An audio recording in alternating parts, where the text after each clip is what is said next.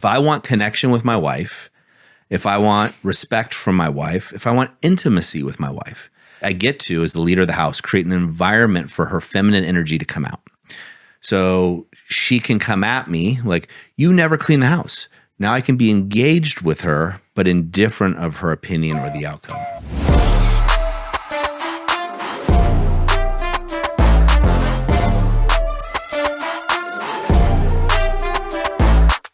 Hey guys, welcome back to another episode of the TPM Show, where we bring topics for men just like you 3 times every single week. And today is no different. Today we have Christopher Hansen here. He is one of the men that have been through the program. Chris has been through the Alpha Reset, and he also is one of the key advisors here at TPM who talks to the men just like you when you inquire about our programs. Chris, thanks for being here, man. Hey, thanks for having me back, Doug. Yeah, well, it's awesome. With you living in Sisters, Oregon, where we have the TPM Ranch and hosting events, we have an Alpha Reset coming up. In fact, when this will be released, I think the Alpha Reset will just be over, and you volunteered to spend your time with those guys. And you'll be there as well. I'll be leading the Alpha Reset, yeah. For those people that don't know, the Alpha Reset, I always have to remember to tell people, because we're in it. We've been in it for almost a decade now. The Alpha Reset's our flagship experiential event. It's 4 very full-on, intense days. And the most common thing that happens at that event, as you know, men come in one way with some expectations, but they'll almost always say it's the number 1, if not the number 2 most transformational experience they've had in their entire lives. Sure. And that's saying a lot. These are high-performing men. They've got kids, so they birth their child, getting married. So for them to give it the 1 and 2, we put a lot of effort into that. Yeah, 100%. Well, having been through that event myself, I can tell you that for me, it's just the starting line, honestly. The impact that it's had after and the integration work around it has been, like, it's ever evolving, the impact that it's had. It's really pretty wild. It is. It is. And I'm super honored and excited to lead this group of men. I haven't done any of them this year, which has been great. Our awesome coaches have been stepping in so I could have some more time to work on the academy and other projects that we're releasing, the Ascension Blueprint that we'll be launching. So it feels good to be back working with the guys one-on-one here at the one-on-one and in this small groups here at the ranch. Yeah, for sure. This will be the first one that I've done as a volunteer, so I'm super excited to get back into it. And I've already kind of planned out the intention, like what I want to get out of it. Yeah. Right. So yeah, it's exciting. Yeah, it's kind of funny. So we have the TPM app, which some men that are in the movement know about. We have our own private app that's in there. And I posted a poll question on Monday. Like, is technology better? Something along the lines of, is technology bettering your life or making it worse? And the reason I bring that up is I got this Plod AI recorder. So I don't know if you've ever seen them. I'm not affiliated with the company at all, but I love it. And so I walked around the whole house, the main house and the guest house and around the ranch, detailing everything we want done to make this perfect. So there'd be a checklist made. And I just started thinking, man, I got to share that in the app, because this is a situation where you have a busy owner who's doing so many things, and I need a checklist created. It would take me probably an hour to sit down, type everything out. And I literally walked around while Colton, who's our producer, was in the kitchen, walking around. He's probably looking at me like, what's this guy doing? He's talking to his arm. But walking around, listing all the things that would make the environment, the perfect environment, and some of the behind-the-scenes items that I won't share here, make them all work. That's wild. Yeah. So what was the outcome of that poll? I don't know the exact numbers. We could pull up the app and look at it. It's really cool in the app because you can see the percentages of people agree, disagree, or whatever on that kind of poll, which I really love about the app. It's got a heat map in the background too, so you can see how many people said 40% or 100%. I think it was a mixed bag. There's some people who said, nope, I got to detach. I'm going a different direction. Technology's taking over too much, it's too intrusive. And other people are saying, it's changed my life. Now I use Remarkable Journal or AI, and it just improved my life so much. Yeah. My response is always, it's a tool, like any other tool. And it all depends on how you use it, right? You got to use it responsibly in a way that best serves your life. Yeah, for sure. Almost universally for me, it's not a distraction. Like it's a benefit, except for social media. Yeah. For whatever reason, like I don't get any value out of social media. I don't do a lot of content creation and things like that. So if I can limit that piece, it's definitely a net positive for the most part. I can see. I spend most of the time in our app, in the TPM app. But I do have a curated list of things on YouTube as well as TikTok. So when I go on TikTok, it's fitness, business, and personal development. And that's mostly all I see. Every once in a while, they slip in something in there, and I can go down a rabbit hole. And AI. Those are the topics I'm interested in. Yeah. But I'm not being social on it. So I don't consider it as much social media as a media channel. Yeah. The issue that I have is that the rabbit holes get me. Yeah. I spend most of my time there. But yeah, interesting. Well, hey, I know that we have some questions from the TPM app, speaking of that we were wanting to maybe dig into today. Yeah, let's tackle one of them. Down for that? Cool. So this question comes up quite a bit, and in different ways, but I mean the meat of the question is the idea of engaged indifference and what that means. I think it can be a little bit confusing for guys sometimes because it can be really easy to disengage. Yep. So yeah, do you mind jumping into that? No, I don't. When I learned, just a background, when I learned about the concept of engaged indifference, it sounded funny to me. Like engaged indifference, like this, it's an oxymoron of sorts. But I think it's paramount. So anybody that's in any relationship needs to practice engaged indifference. And it's almost like a version of stoicism, if you will. It's not, but it is. And so that's where guys can kind of get it wrong a lot. So where engaged indifference can be in relationships, like a romantic relationship with my wife as an example, can be, she can come at me with a safety test, right? We used to call them shit tests. We realized that women do these for safety, so we call them safety tests now. They're saying, am I safe? We've done lots of episodes on what is a safety test and how does it actually work and why do women do them? They do them consciously and unconsciously most of the time. So within that, engaged indifference means I'm engaged with you, but I'm indifferent of the outcome. So if my wife, as an example, let's say, trying to think of a recent we don't seem to argue that much anymore. Not that we don't, but that they're very fleeting and never very, really grabbing things. If my wife were to say, you never help out around the house, right? That's something she said before. Well, first of all, it's not true, but also the old me, let's call it Doug 1.0, 10 plus years ago, could read that to be, you're not good enough. Right? That could trigger some stuff within inside of me of my wife saying, you're not good enough. So I could go into DEAR mode. And DEAR is an acronym, as you know, defend, excuse, explain, react. I was really good at the reacting part. Like that was really good. What? What do you mean? I would instantly get defensive and start listing off. I did the dishes this morning. How do you think the trash gets taken out? Do you think your car's oil changed by itself? I would just go, and I would go into this tirade. Now, what does that do for her? Well, she now is feeling attacked, belittled. So she has two options. She can either attack back to defend herself or she can withdraw completely. Yeah. Either option is bad for me. Yeah. If I want connection with my wife, if I want respect from my wife, if I want intimacy with my wife, I get to, as the leader of the house, create an environment for her feminine energy to come out. So she can come at me like, you never clean the house. Now I can be engaged with her, but indifferent of her opinion or the outcome. Yeah. So when I'm in a state of engaged indifference, that means, again, just to repeat myself, I'm engaged with you. Like we're connected. I'm talking with you, but I'm indifferent of what you're going to say or how you're going to react to what I say. You can completely disagree with my definition, but that's not going to affect me. I'm in a state of curiosity. Yeah. Right? I'm curious about your thoughts. So my wife does that, and I used engaged indifference. So if she says, oh, you never help around the house. I could go, go curiosity, engage. Like, well, what does that mean for you, help around the house? And that's when she could go in, and the situation's happened to me. She'd go, well, I mean, you do. It's just right now I'm frustrated with the kids, and now I'm getting more to the source, and she can surrender, vent a little bit. And she usually with my wife, she goes, yeah. Right? That exhaust, if you're not watching this on YouTube, that exhaust or that letting go is key. She's got this pent up energy. She now feels safe with me. I've provided a masculine container for her. She can let go, release.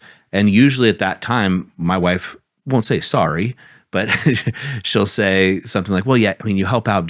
I'm just frustrated right now. Like I've been with the kids all day and I just haven't had an adult conversation and I vacuumed this floor 2 times today and look at this, there's crumbs everywhere. And I could just pull her in and go, babe, I got you. Right. And then she surrenders and it's not an issue. Yeah. But if I don't go with engaged indifference, Chris, and I react, right, same situation. What do you mean? I did the dishes. Your car oil doesn't get changed by itself. I work all day. Now she's going to attack me. She's already hijacked by the kids or whatever's really going on. She leaves and walks away. I'm stuck there pissed off. She's now mad, maybe crying. And what's the chance of connection or intimacy that evening? Very low. Yeah, and then you've got to rebuild that trust until the next moment where you have the opportunity to actually exercise it, right? One of the tricks that I like to use in my relationship, there are certain things my wife may say that like that trigger point feels sharp, right? She may say something that it's really hard for me not to react to. Hey guys, I just want to share something with you. I'm sure we can both agree that in order to fix something, you need to know what's broken. And not only need to know what's broken, but a step-by-step methodology on how you can fix it. That's the easiest way to do it, right? Otherwise, you're going to be toiling with things. That's why I created a free training, a training that not only shows you how you got to where you are, where your relationship is missing that love, respect, admiration, and even intimacy that it used to have, to how you get it back. How do you retain that where your wife's looking at you the same way she used to look at you when she said, I do? You know, I don't know about you, but for me, when my wife looks at me like I'm her man, that I feel like I can conquer the world. And I want that for you. Simply go over to thepowerfulman.com/scales. That's thepowerfulman.com/scales. And I have a free video training for you. You can just click play and see if this resonates for you. Now back to the podcast. When I feel that come up, I try to imagine that she's like just talking about one of her friends. Yeah. Right? She's talking about somebody else. And I find that if you're not familiar with staying in that engaged indifferent spot, that can be a really good way to like get to that place of just like, I'm not taking this personally, right? This isn't about me, even though she's saying it is, not about me. And just kind of remove yourself from that piece of it. Yeah. And then again, staying completely engaged, no expectation of outcome. 100%. It's disassociation, right? And it's a great way of doing it. So I'll teach the men that when they're learning engaged indifference. I'm glad you brought this up. The second thing I'll have guys do is have them picture. So I do this. Like, what if this was the woman down the street just complaining about her husband or a situation? You would listen, but you wouldn't care, right? Because Frank down the street or whatever didn't take out the trash. No friggin' big deal. This woman just needs to get it off her chest. Yeah. The second thing I'll have them do is remember that when most people are triggered, they're coming from a childlike state of trauma, right? Or trauma is one of those words I don't like using, but they're coming from a position where it's not their best self. So their 5-year-old in there is screaming. So picture your wife as a 5-year-old girl. And 100% of the times I ask the men when I'm coaching them, I was like, what'd your wife say to you? And they'll tell me, and they got upset and they're yelling and screaming. I go, okay, do you have kids? Well, yeah, Doug, I got kids. Okay. Do you remember when your child was 4 or 5? Or even that, imagine a 5-year-old little girl coming off a playground, off the streets and yelling at you. Would you react and yell back? Well, no way. No, you wouldn't. Even if it wasn't your kid, the men that we serve in the TPM movement, the powerful men, they're there to protect people. Like, they're loving men. And they don't want to see any child hurting, right? And they wouldn't react. They just laugh like, oh, sweetie, it's okay. If you can picture your wife in that state, because it is the 5-year-old girl inside of her screaming, right, for help or whatever else she's looking for me, it's a version of disassociation that can help a lot of guys bridge the gap. Because if you can see her as a 5-year-old girl, then you're just like, oh, that's cute. That's sweet. And you got to be careful how you say that, Yeah, I think there's a respect aspect of this, right? For sure. I know if my wife was sitting here and she was, when we say, well, I'm going to treat you like a 5-year-old girl. That's not the point isn't so much that as it is to in my mind, to just soften it for yourself, right? It's really about like your state and how you can soften into and engage. Yeah. And so I want to clarify one thing. It's not treat her like she's a 5-year-old, but realize that it is the 5-year-old girl in her that's crying out, just as it is you, the 5-year-old boy, that's lashing out. So going back to the previous example of Doug 1.0. So Erin, my wife, she might say, you never clean the house. I might instantly fall into guilt and shame, right? That's why we react.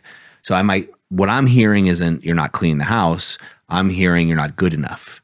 Right? That's not the 48-year-old version of me. That's like the little kid that made up a story or is scared of not having love or being shunned or not being good enough for the person I care about. And so that's the person that's reacting. Same with our wives. And so it can go either way. I mean, I do this with men too. When guys lash out, I mean, coach thousands of men. You don't think a guy's lashed out at me a time or two? Sure. I could do two things, right? If you have masculine energy challenging masculine energy, what happens? We're gonna fight. We're fighting, right? We both of us puff our chests up, like, what's up? Yeah. But if I look at him as like, hey, the boy in him, so to speak, is upset. Now, it's not demeaning at all. It's nothing but actual respect. Then I could calm down and go, hey, look, Chris, right? I can see that you're upset right now. Just like I would talk to my son, Bodhi, who's 8, and I talked with love and respect. 10 times out of 10, it dissipates whatever friction there's there. And now we can have we could agree to disagree. We could disagree. So I just want to make sure I clarify that. It's not a disrespectful thing. It's just a gateway of disassociation. Yeah. Ideally, you get the reps in and you don't have to do that. 100%. Yeah. Yeah. Yeah. And the more that you can sit in that place of neutrality in those conversations, the more of a leader you are. To be able to lead from that place. 100%. I think it's also, when you look at engaged indifference, again, I think most men lose at the engaged part. They're thinking of what to say next, right? I ask my wife a question because I want to answer it, right? They're coming in there, and we all do it, right? I don't know anybody that's perfect at any of this, but we need to be engaged with the other person. And I think a lot of guys are so heady, right? The longest distance a man travels is from his head to his heart. A lot of us have heard that saying before. I remember getting so pissed when I heard that. Like, what do you mean? Like, how do you get there then? It was a journey I spent 2 years on, minimum of 2 years. And the Alpha Reset's one of those things that we work on with the men at that event. And so when guys can get engaged in, they become less reactive as well. And I think the thing that helps most men is, what if you were an investigative journalist, right? You see these top-end investigative journalists, whatever you think of the news these days, but they can sit across from a serial killer, a celebrity, and they can get all this information out of the person because they're just curious, not judgmental, right? They're engaged and they're just having a conversation. Now, they could have feelings, opinions, and everything else after that. But if you approach your partner or anybody else with a state of curiosity, that can help eliminate some of those triggers. Yeah, for sure. Yeah, it's true in all aspects of life, right? Yeah, you could do. The thing that I want a lot of the men to understand is, look, maybe your marriage is really crappy, right? Maybe you're not in a place where you can have these types of conversations with your wife yet because you're stumbling, right? It's like learning to ice skate. I'd imagine. I've never ice skated actually. But it looks like it'd be really hard to get going. You fall down a few times. Most people probably don't want to get back up, but you need to. And if you're not in a place with your wife where you can have it because you've given up the power in your relationship, which is really typical. No guy likes submitting that, but that's what happens. Then practice at work. Practice it with your coworkers. Practice it with your friends. Practice it with the barista at Starbucks. Just engage in difference. And what you'll notice is you'll get people to become lighter around you, and you'll also get more connection. Yeah. And people start telling you stuff that you had no idea. Yeah, for sure. Well, it's a great framework for working on yourself also. The more that you can treat your own experience from that same place of just neutrality, curiosity, you may feel a certain way. Why? Yeah. Just get curious and just I've never found really any area of life that can't very easily be just mastered just from a place of curiosity. Yeah, I agree. So I posted this in the app too. So my wife, Erin, she coaches women, right? No big surprise there. Not for you, of course. But she just launched her new website. And so I posted this for the guys, and it was about getting curious about your wife was really what I was talking about. Well, let me ask you a question. Are you the same man today that you were 5 years ago? No. Okay. Right. Me neither. Right. And most men listening to this are probably like, no, if you go back 5 years, do you want that guy driving your life today? Absolutely not. Do you want that guy raising your kids today? Do you want that guy sleeping with your wife today? Most men are probably going to say no, right? Yeah. To a greater degree. Hopefully we've become wiser. Maybe we've made more mistakes along the way. That's okay, as long as you learn from those. What about 10 years ago? Same answer, I would assume? Of course, yeah. A lot of us forget that the woman we married 5-10 years ago has also changed. And they forget to get curious about that, right? So I'd make it a point using engaged indifference to get into my wife's world. What I would like to see her new website. She got a new email address, which is not a big deal, but she wanted to take the website, have my last name in it. Her old website was Sweat, Dirt, and Soul. Now it's AaronMHolt.com. Interesting, right? So now I could make some assumptions. Well, it's just her name, so she wanted to do that. Or I could get curious. Oh, what made you change your branding of your company? Well, I want my whole coaching business to help women with their families, and this is my family. Family's the most important thing. Oh, so I can make an assumption that she just did it because it was convenient or what have you. But when I get curious with engaged indifference, I find something totally different. Yeah. Then she starts to open up. She's like, would you like to see a preview of my website? I'm like, well, yeah. She's like, this is the page I'm most proud of. And it talks about our family. And lo and behold, there's pictures of me. I had no idea. You know, like how beautiful is that, for me at least, on my end, to see that that's the most important thing for her. Yeah. But if I didn't enter with curiosity and engaged indifference, I would have just assumed, oh, she changed her website. With a marketing background, like, what, cool, you're changing her clothes. Right. Right? No big deal. But for her, it's a huge emotional journey.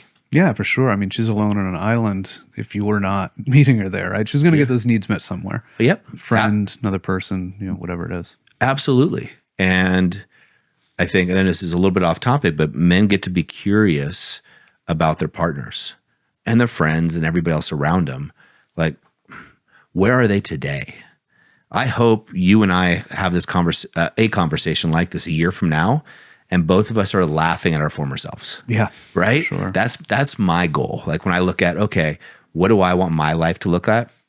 Part of that, and I don't want this to be seem like I'm self-deprecating at all, because that's not the point.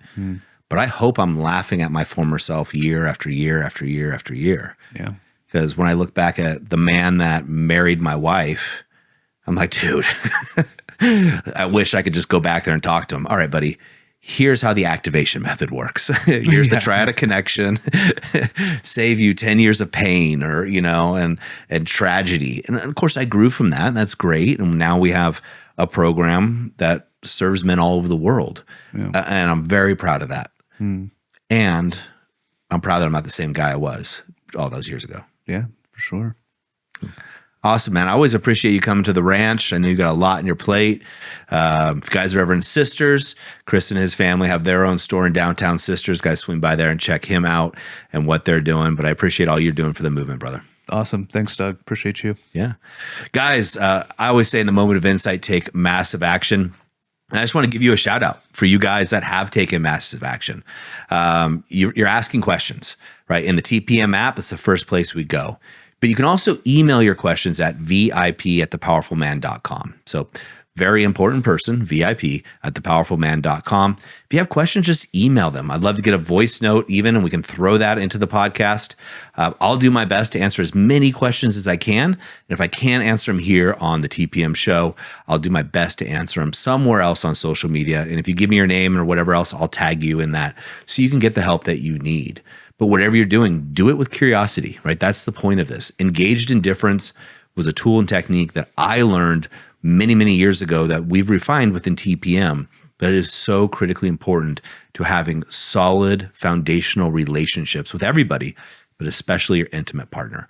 And if that's what you're interested in, you want to find out more about what we do at TPM, I invite you to go over to thepowerfulman.com and just click there. There's an application, a video that gives you more information on what we do. But if not, no big deal. Just make sure you're doing something, guys. The moment of insight, as I said, take massive action. We'll see you next time on the TPM show.